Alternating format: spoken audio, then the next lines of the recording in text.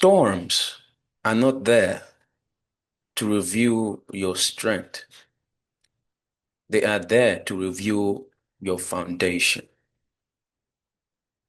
Even the strongest man buckles under continuous immense pressure because the willpower is like a muscle. And the more it's stressed, the more it's tested, the weaker it gets.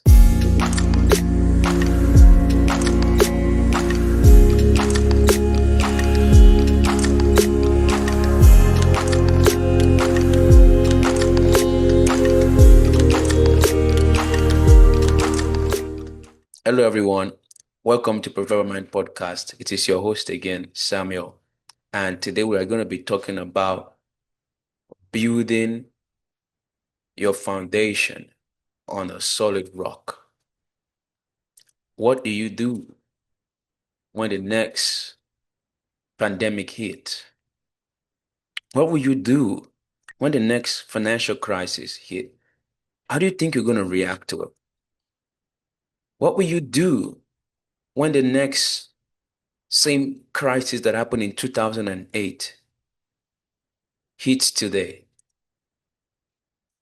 What will you do when that very source of income or that new promotion you just get or that new company you just found get to a certain point whereby it feels like you're being handed more responsibility or things goes faster or it becomes highly pressurized? What will you do? How are you currently responding to it? Do you consistently find yourself being stressed out by crisis? Do you consistently find yourself being stressed out by things not going according to your plan? Do you consistently find yourself being agitated, anxious, and frustrated when things happen outside of the blue? Or it might even be something you're aware of. Say you're facing continuous bombardment of work, or the business is not going well, or the relationship is not going well, or certain aspect of your life is not going well. And you're anxious, you're frustrated, you're tired.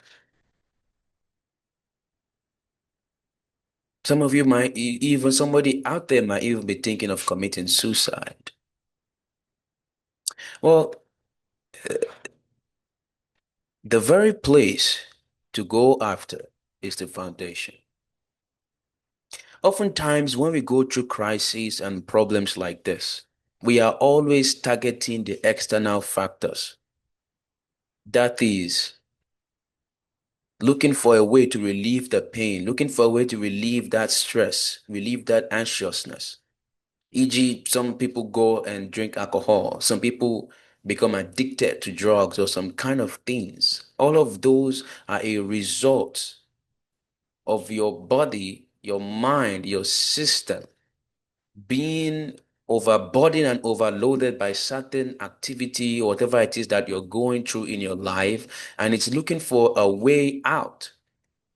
And it has found a certain way out, which is alcohol or whatever addiction else that you go on to. But does that really help you in the long run, though? Does it help you become better at handling pressure? Does it help you become better at handling your marriage or your job, your company, whatever it is that may be, putting you under pressure and hitting you off course?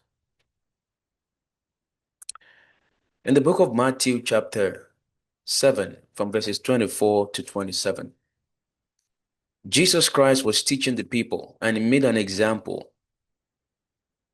He said, there are two people that build a house. One built his house upon the rock, and one built his house upon sand. And so when storm, rain, and all of it came, the one who built his house upon the rock, the house remained. But the one who built his house upon the sand, what happened to the house? It was taken away because the sand It's not a solid foundation for building a house. It can easily be washed away by flood, by rain. But the person who builds his house, his foundation upon of the foundation of his house upon the rock. The rock is solid. There is no amount of water you want to pour on that rock that will make that foundation erode away. But sand, yes, pretty easily. So how do we translate this building your house on a rock and building your house on a solid on sand into the real world? Sometimes you think you're stable until storms hit you, and then you realize, oh my God, I was not prepared for that. And the reality of the fact is, you would never really be fully prepared for anything that will come in life because you just don't know when it's going to happen. You don't know what time it's going to happen. It just shows up. And so today we are going to talk about systems. Research have shown that you cannot depend on your willpower alone to succeed in life. You cannot depend on your willpower alone to stay disciplined, to stay focused, to go on to achieve your dreams, your purpose, or whatever success you aspire in life. You cannot depend on your willpower alone to make you charge through hard times in your marriage or your company or sales not going well. You need systems. Your willpower depends on your emotion. And as you know, emotions are fleeting. Now there's high, the other time there's low. It's just a bunch of neurons firing. And then you have the dopamine reward circuit that is always wanting instant gratification. You have the dopamine control circuit too, which is the logical aspect of your dopamine, the prefrontal cortex. And then you have the here and now feeling, which is the one that is totally based off of feeling and satisfaction. Emotions cannot be depended upon to use to anchor and control your life. You need something greater than your emotions. You need systems. You need anchors. What is your belief system? What is your faith? What do you believe in? What controls your life? What is the basis of your confidence behind why you do the things you do? So the first way we start in addressing this issue is, why do you do what you do? Why do you wake up every day in the morning? Why do you marry that person? Why are you in that marriage? What is it that you saw in that person in the first place that made you go into that relationship with them? Why do you accept that job in the first place? Why do you decide to start that company in the first place? There has to be something that inspires you and motivates you beyond just your here and now feelings and emotions. Now, that is the foundation of your confidence. If what it is that inspires you is strong enough, if the why is powerful enough, there is no amount of pressure that you might go through. Even if your willpower fades away or your strength fades away, when you remember the why you are into what you're doing, there is this rush you get in your spirit. There's this renewed strength, renewed hope you have to keep on charging through, to keep on moving forward. You have to live for something greater than just what you feel now and what you think now. When you have the why, the reason why you do what you do, then you look at the other things. What are the values you believe in? What are your values? Are you a person of integrity? Are you a person of dignity? Do you do the right thing even when people are there watching you or when they are not watching you? No matter what you claim to stand for in this life, it's going to be tested. And whenever it's tested, you get to prove to life if truly you deserve what you claim you are, or you are what you claim you are, or you're just an hypocrite, just making words. You have to have something that you believe in. You have to have values. Because outside of your why, the next thing that keeps you stable, regardless of what happens, is your values.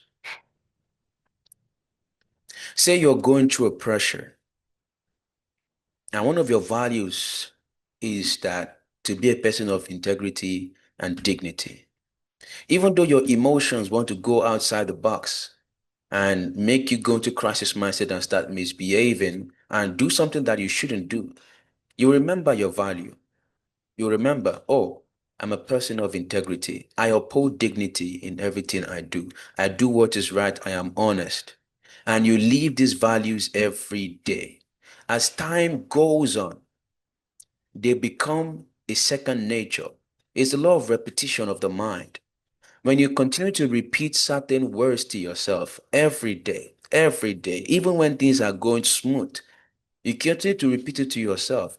At the time when hard times will come, these values would have been so wired into your mind, into your brain. They would have created neurological pathways into your brain that no matter the crisis that is going on, the strength of that neurological pathway you've created in your mind is going to outweigh whatever fleeting emotions or crisis you're facing at that moment. It's just like a day you come back from work, you're so exhausted, you're tired, and the next thing you want to do is to sleep. But since every day you meditate around 4 p.m. and you have owned it to yourself that 4 p.m. every day, I'm going to meditate. You don't skip it, you don't break it. Some days you go up to 1 hour, some days you go up to 40 minutes, some days you go up to 2 hours, but you make sure that you meditate every day. And during this meditation, you usually get relaxed. All that fleeting emotion and crisis that is going in your head, everything get detoxicated during that meditation. And so you come back from work, you're frustrated, you got your family and everybody going on out there. You could easily go to bed, but because you've made it an habit to meditate 4 p.m. every day, even if you go to bed at when you come back from work, there's going to be something in your spirit. You would not just feel comfortable to be on that bed because you know you are not where you're supposed to be. That is the strength of the neurological pathway that you have created in your mind through that consistent repeated habit. It's gonna force you. Your emotions is saying sleep, we are tired, but that discipline that you have consistently reproduced over and over again has had such a powerful influence over your mind that it's just gonna force you to get up and go sit down and meditate. I'm an example of that. There are times where I am tired and just exhausted, mentally exhausted from work and life and everything. And I know this is the time I meditate. I know this is what I do whenever I'm stressed out. So when my emotions is telling me go sleep, go do something else, which only makes the matter worse, even if I go do it, I would not last 5 minutes before I go back to do what I'm supposed to do because of my repeated daily habits of meditating, of working out, of doing the things I do that makes me stable.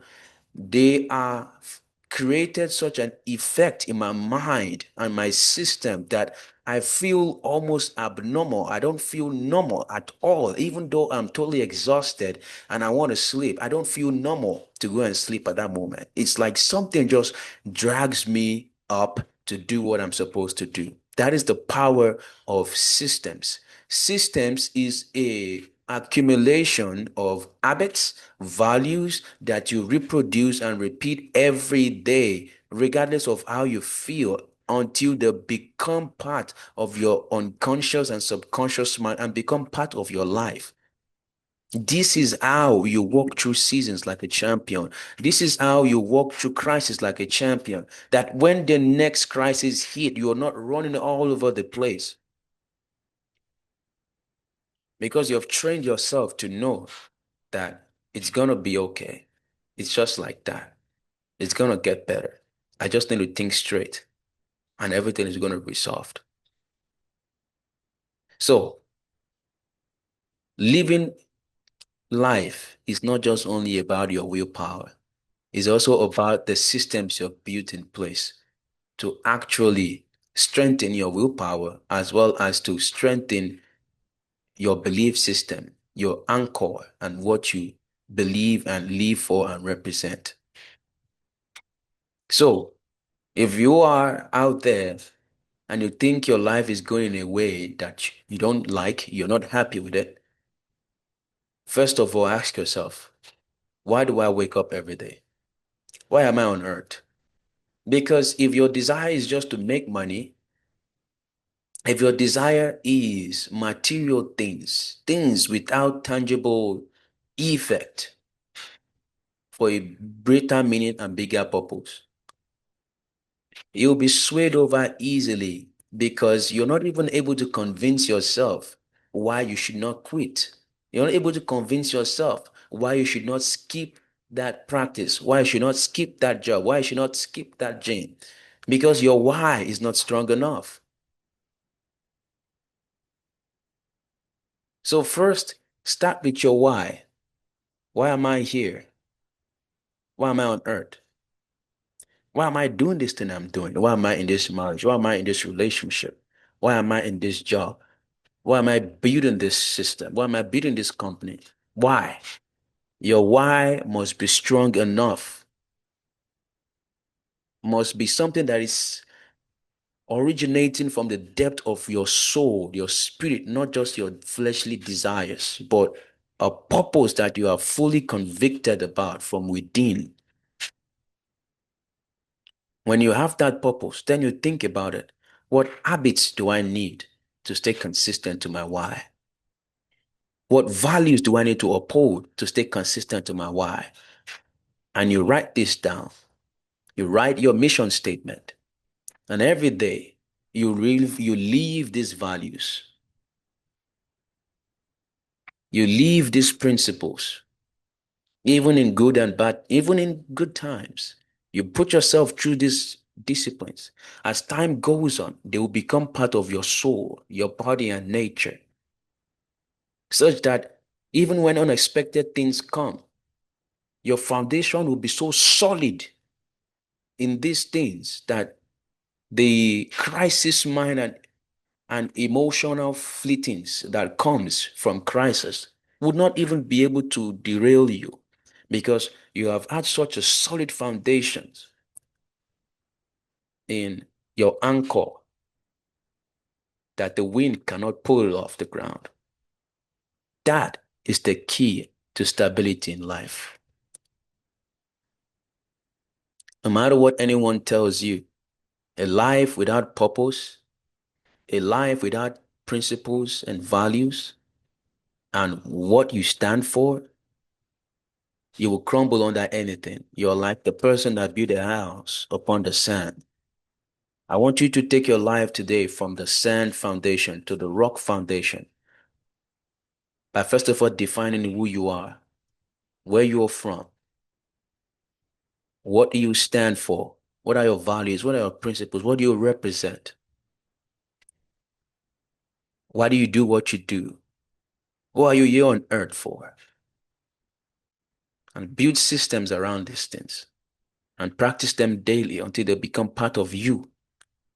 And I can tell you that no matter what comes your way, even if you may be weary for a little bit, as a human, you won't stay too long on the ground before you get back up and keep going.